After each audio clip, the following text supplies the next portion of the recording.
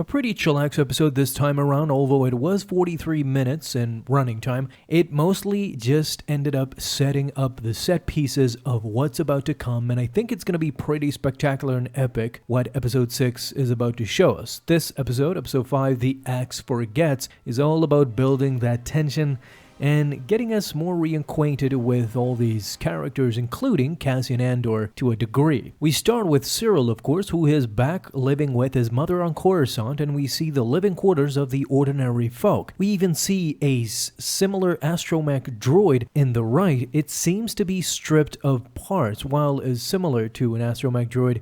It's not one really, but of course the talk of the internet, the blue Cocoa Puffs.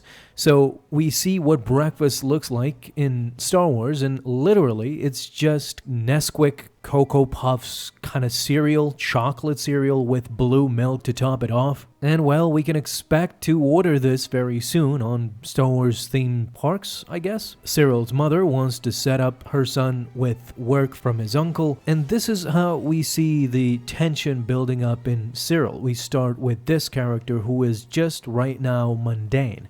All the scenes take place in actuality in this living room, and one of the last scenes where he seems to be bursting with anger, with disappointment with himself, I caught a glimpse of clone trooper action figures that were on his desk. They were blurry, but they were clone troopers, or at the very least they might be stormtroopers as well. It was pretty hard to tell, but I definitely think they are clone troopers because of their stance. That's how clone troopers are known to kneel and shoot. And also, if I were to guess, this line in between this figure's helmet is definitely reminiscent of a clone trooper more so than a stormtrooper. The biggest tension out of them all, of course, was with Cassian Andor and the crew. From the start, Cassian has a problem with Skeen. Skeen took his clothes in order to wash them, but Cassian seems to be pretty non-trustful towards these guys, and it kind of builds up with the others. Namek is trying to talk to him, and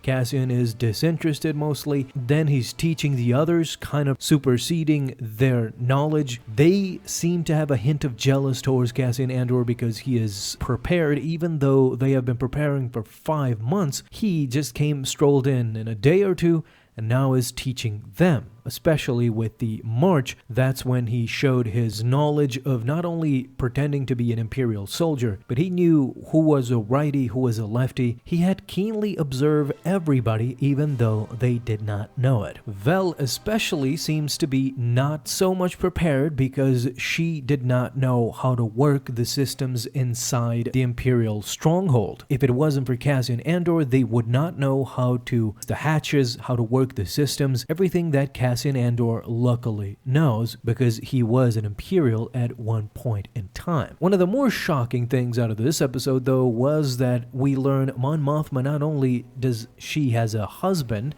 in the last episode, we now learn that she also has a daughter, a pretty rebellious daughter at that. We kind of see their perspective because we realize that not only her husband, but her daughter too, both think that she is the most selfish person here. In truth, she is sacrificing her time with her family and everything just in order to destroy the empire that is ruling with an iron fist. This episode was used also to showcase the bureaucracy even further inside the empire. Back on Ferrix, we see Captain Tigo hedging to be promoted for prefect, which could give him a bigger title and better pay. It's definitely real-world problems. Nobody is really focused. It showcases how pompous the empire really is. Even though they have come here to resolve problems, nobody really cares. Nobody is looking under their nose to see a rebellion forming. Everybody is just focused on their own careers, on their own pay, and how much credits they have in their pocket, the title, and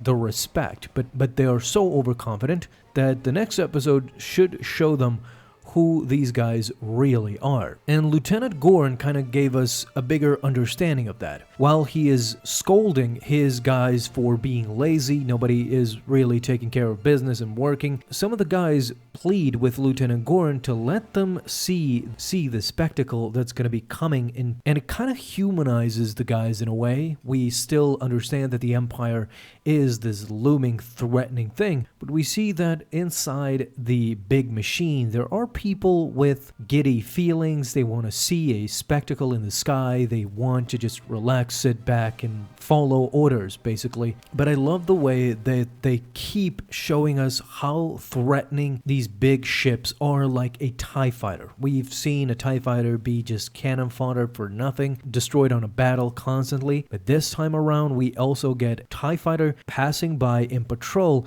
and it seemed like the pilot intentionally saw the quote-unquote villagers, as he must have seen him, and tried to intimidate them by passing so low that the ground actually shook. The relationship between Cassian and Skeen finally comes to a boiling point when Skeen, pointing a knife on Cassian's throat, discovers the kyber crystal that Luthen gave to him as a deposit, as an insurance. And this is the moment when all these guys learn that Cassian Andor has actually come here for a payday and not for some sort of rebellion like they are. They are striving for justice, but Cassian is actually just here for the money. And it was at this moment that Cassian Andor, or Clem, actually calls the guys out. They're trying to use him as a scapegoat not to go through with this mission. Everybody is scared, as Cassian says, but there's a difference between fear and losing control. Even he is scared, but he will go through with this mission. In the end, of course, everybody reconciles with each other. We see Coruscant on the night sky, pretty beautiful again. They are really giving justice to Coruscant this time around. And the episode basically ends with Luthen being paranoid, not knowing what's on the airwaves. He is trying to keep his composure, but it's evident that he is giddy with anticipation and is definitely worried about the consequences. Buckle up, folks, because the next episode seems to be a doozy. It's going to be crazy with everything that's going on. The payoff, I suspect, is going to be great. So thank you guys so much for watching this video. If you enjoyed, leave a thumbs up down below, subscribe for dailies. Now you can have an awesome day, Star Wars fans. I'll see you in the next video, and may the Force be with you. Until then.